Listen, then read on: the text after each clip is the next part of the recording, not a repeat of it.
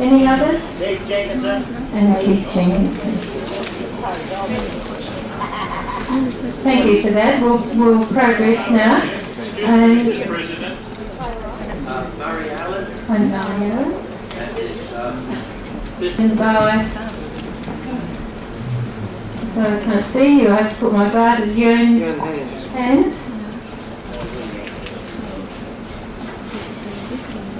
Okay, thank you. And now we'll proceed with the outwards and inwards correspondence. Oh, any business arising from those minutes? No? Thank you, Frank. Thank you, Pam. Good evening all. No correspondence outwards at this stage, but correspondence inwards. We've had lots of checks in for subscriptions, and we've had magazines from many car clubs. Some of them I'll mention, the Mercedes-Benz Club of Canberra, ACT. For us. Well, I'd really like to, a special mention tonight to Frances for helping me out this month. Without her, I would have been lost.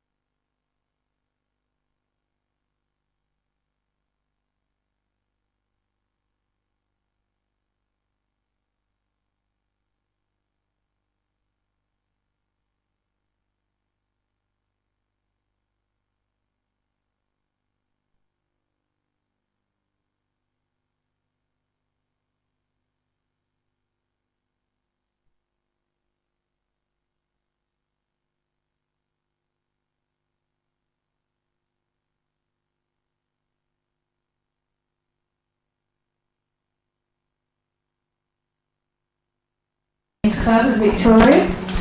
I've especially been looking forward to hearing Frank. Frank, as you know, is he's a retired Assistant Commissioner of the Police in Victoria. And I know you've heard him on 3AW, and I'm sure he's going to be very interesting tonight. I'd like to introduce Mr. Frank Green.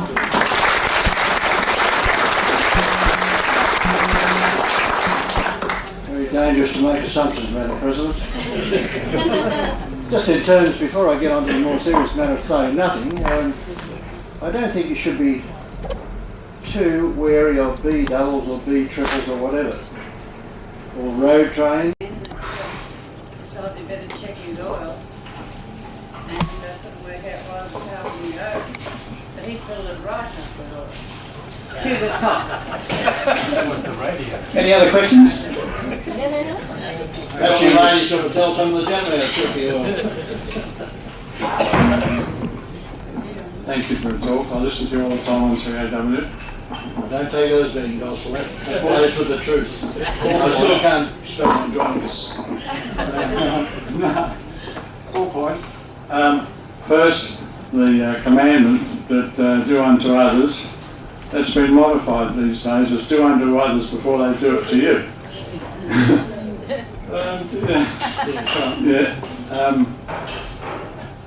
The Traffic Accident Commission ad that's on the radio at present, and I can't understand it, and I may be a bit dense.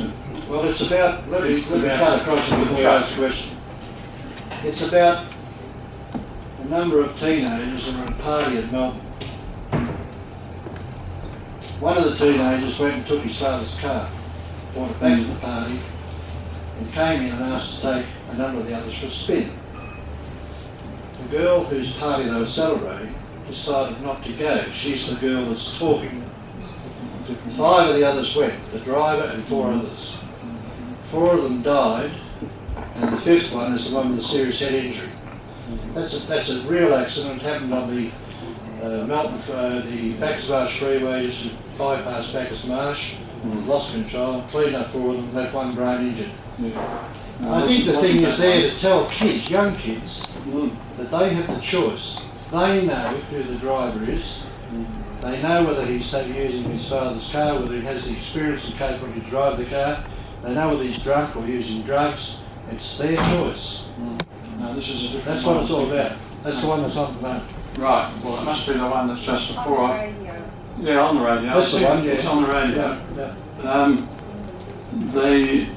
He's driving along, and there is an oversized vehicle coming towards Yes, him. that's also on the telly, yep. And they say that he goes off the road and he puts his foot down to get past the truck in the gravel.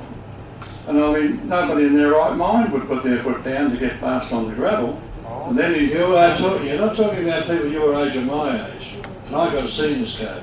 You're talking about kids somewhere between 18 and 25. Yeah. We have a learner driving system here at the moment. It's from 16 to 18, you're in a learner mode. The licence is going to come down by 12 months, so we'll have learner mode 16 to 17, licence holder 17, 3 years probation, takes them through to 20. Let's face it, the kids from 18 through to 20 are about 13% of the population, the driver population, and 30% of the problem.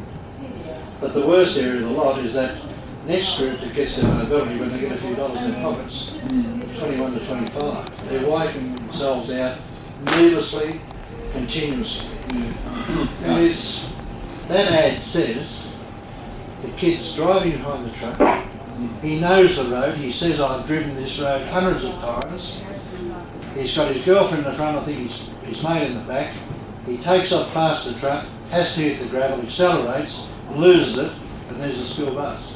The school bus clips him and sends him off the road into a tree. 30% of the current road toll, which is 245 as we know last night, 30% of that are single vehicles leaving the road for unknown reasons, hitting fixed objects. Yes, that's common, yeah, but I One couldn't of which is understand speed. The speed that thrills and the speed that kills. That's right. I couldn't understand putting your foot down to pass the truck. That seemed to be sending the wrong message. But you're an experienced driver. You've got this narrow road, and it shows it on the telly too, where you look at him. But you're talking about kids that one day are students, and the next day they're holding a licence at the local high school, they're parking their cars outside, they've got a pee in the back window, and for 3 years they're a bloody problem on the roads. Yeah, that's right. And the most aggressive, of course, is the female with the B-plate.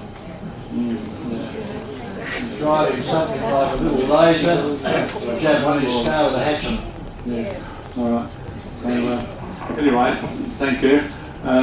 On road safety, I suppose, I hope there's not many Irish people here, but they're going to, heard of some time ago, they're experimenting with driving on, they're going to introduce driving on the right-hand side in Ireland, and they're going to try it out with the buses first for 12 months.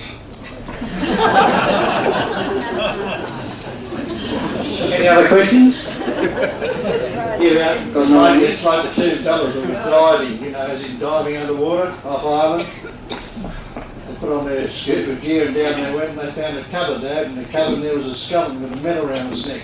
They had a close look at the medal. It said 1802 hide and seek champion.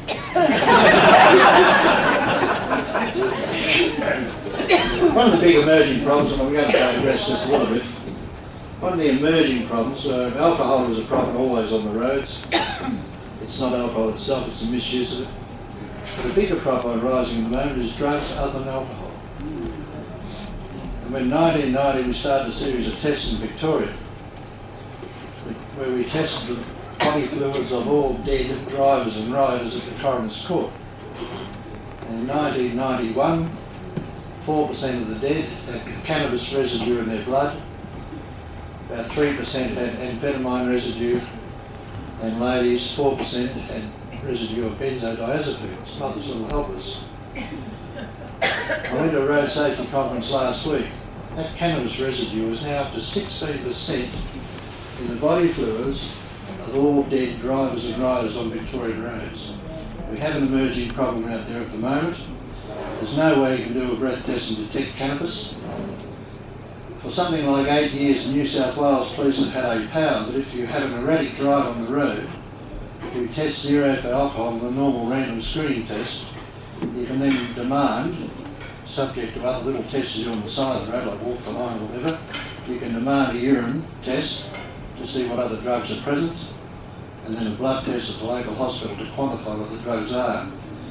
They convict 5 people per week in New South Wales for driving under the influence of drugs other than alcohol. The Victoria Police haven't even yet got the power to make it enough. Something's wrong. Why don't they publicise that fact? It's been published. It's been in a book published by the Joint Parliamentary Road Safety Council Committee. But what they're worrying about now is getting some sort of roadside test like we used to do in the 1950s to quantify alcohol, or whether alcohol is enforced before breath testing, to get that test in will suit civil libertarians. The campaign with police presence on the road, which I think was very effective, that seems to have, even to the extent that we had cardboard policemen at this stage standing on the side of the road, that campaign seems to have died off. Is there any, how effective was that, and are there any plans to bring that sort of campaign back? As I said earlier, the presence of a police person will certainly change your behaviour at the time you see them. All of the research around the world, the Western world, because they don't have it in the other world, the research said if you see a law enforcement officer, you will change your behaviour for the time it takes you to cover the next 20 kilometres. Then you'll revert to whatever you're doing. Queensland were the ones that played with the cardboard cutouts, and unfortunately found a number of motorists approaching those with a shotgun and letting fly. Victoria had the proposition put before Command in 1991. We refused at that time. The only cardboard cutouts you'll see are in department stores. You might turn the corner and see a cardboard police person there about shoplifting. We never put cardboard cutouts on the road. The fact of the matter is you've got about 350,000 kilometres of roads in Victoria. You've got a population of 4.6 million people, and you've got 10,000 police persons. Now if you take out those that are on leave, which is probably 25%, sick leave or whatever, those that are doing courses, you've got 75% of 10,000 available to work 3 shifts a day, 365 days a year. Yes. Hello, fish breeder, how are you? Oh, not too bad, not too bad. I'll just teach him how to fill out the water properly. I think the behaviour of the people in Australia today has got something to do with their upbringing. For instance, I heard an interview of someone that was stationed in East Germany, or he was also partially in West Germany, and he was an Englishman, and he said the incredibility of the Germans is that even at 4 o'clock in the morning, if the red light is on, they will not walk across, whether there's a car coming or not. Do you know that when the Victorian Transport Accident Commission went to Nice to accept the World Award for driver safety programs, visual programs, they were pelted off the stage by the German audience, who hate anyone that polices speed. German police do not, in a statistical sense, provide you with any causative factors of road trauma on autobahns. They don't give you any statistics on alcohol impaired driving. They hate you talking about speed. We have a lot to teach them. All right, here you are. I'm well. If people are going to get home, I'll finish whatever you want of it. That's good.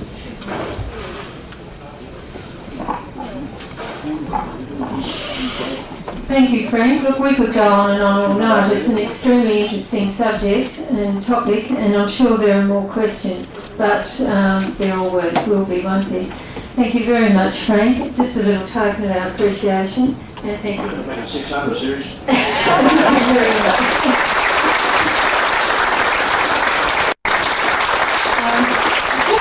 As a matter of interest and following on from Frank's extremely interesting